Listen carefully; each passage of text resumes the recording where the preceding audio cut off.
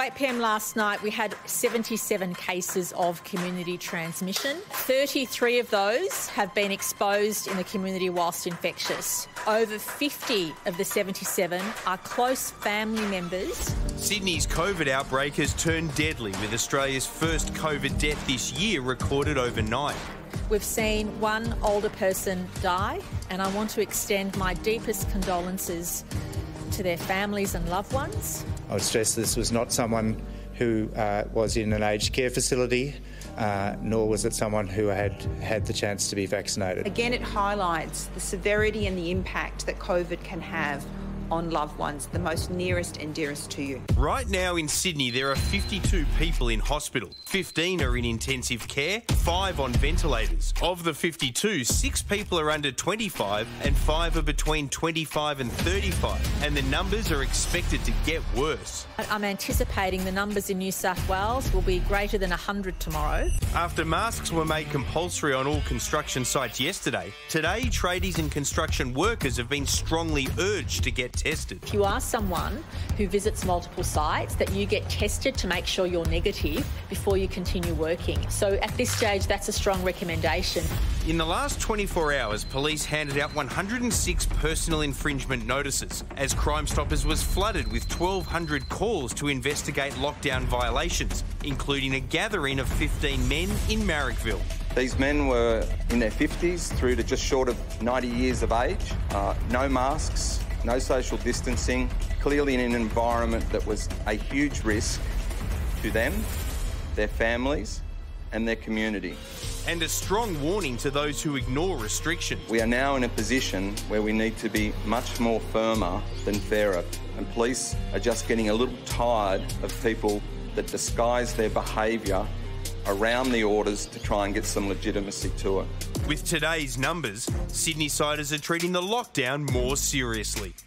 We've noticed in the last few days a noticeable drop in people being out and about, and that is a good thing. If we're going to get out of this in a reasonable time frame, we need everybody to please stay at home.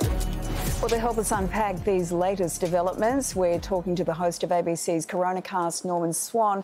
Norman, multiple respected experts are now predicting Sydney won't be able to exit lockdown until August sometime. What's your read on the situation? Well, it's the same. We're now going into exponential growth. The reproduction number, which is how many people are passing it on in the current lockdown circumstance, if you call it a lockdown, is about 1.8. If it's over 1, then you're increasing in an exponential fashion. If it's 1, it's stable. And if it's under 1, you're getting better. Late last week, it was 1 and had been stable at 1 for a few days, which means that you were expecting 25 to 35 cases every day, but no reduction. And they really haven't changed very much. And now it's going up, and they still haven't changed very much. They haven't defined what's essential retail. There's still a 10-kilometre radius. We haven't gone to really stage 4 lockdown as Victoria saw. And that's probably the only way we're going to really bend this curve in a significantly shortened length of time. Now, Norm, you and I are brothers, AstraZeneca brothers. I got my first one last week. You got your second one, but you got your second one 3 weeks early today. And despite it offering reduced protection, getting it that early, why'd you do it? What was your thinking behind that choice? There's COVID running. I'm speaking to you from New South Wales. There's COVID running in New South Wales. I don't want to get infected, and I don't want to get serious disease and end up on a ventilator.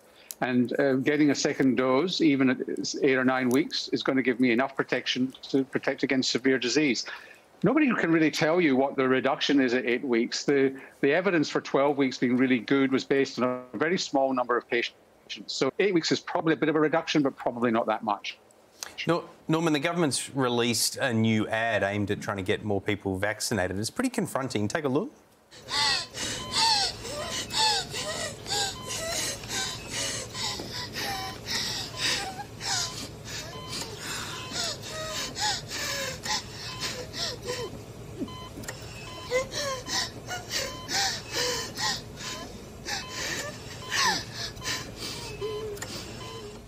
There's been a pretty mixed reaction to that. What do you think of it?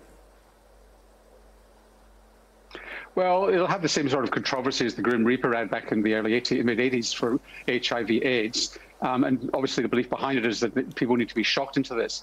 the demand for the vaccine at the moment exceeds supply. So I'm really not sure that there's a need for, if you get people coming forward for Pfizer vaccine, we don't have the Pfizer vaccines, even with the increased supply announced, to provide it to people. So I think this is probably premature, and you need to maybe roll out something like this towards September, October, when you're seeing resistance. But I think as soon as Pfizer comes on stream, you're going to see queues around the corner. And in fact, there were queues around the corner today in Sydney. My daughter was lining up for a Pfizer vaccine, waited for 2.5 hours outside before she got in for the queues. All right, Dr. Norman Swan, always appreciate your insight. Thanks for your time this evening. My pleasure, Lisa. There's an interesting comment here, backing up what Norman said just then. This is from Lorraine on Facebook. She says, why is there an advertising campaign for something that people are on a waiting list for? No, not everyone wants it, but there's not enough yet for those that do. And that's the problem. We've gone from the Dr. Nick Coatsworth ads, where he's not wearing a face mask, he doesn't do any QR code check-in, he doesn't hand sanitise before he walks into that cafe, to this kind of scare campaign. I mean, I would have thought that there was something in between the two. I'm a big fan of the scare campaign ad once you have the ability to get a vaccine the moment you want it. And, of course, that's the whole point, isn't it? We're not there. Yeah, making the ad is acting like it's on the population, like it's our fault that the vaccination rates are so low, when actually it's a supply problem. The government needs to take responsibility. We should make an ad for the government to go and get some more friggin' vaccines.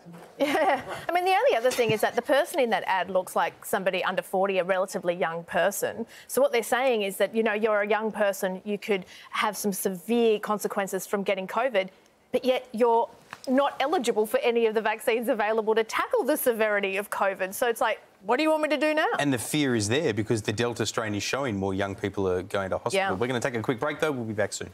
With so much content online, it's sometimes hard to keep up with it all. And let's face it, who has the time? The Project YouTube has you covered with the stories that matter. Hit subscribe for a daily list of the news that you need to know.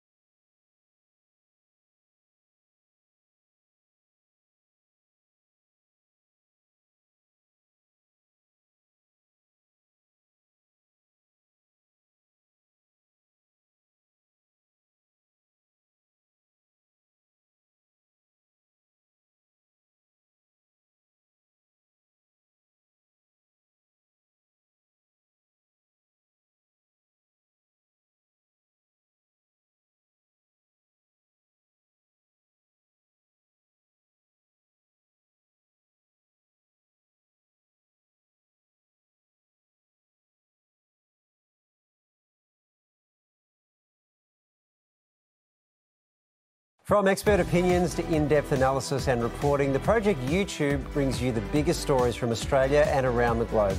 Hit the subscribe button now for news delivered straight to your feed.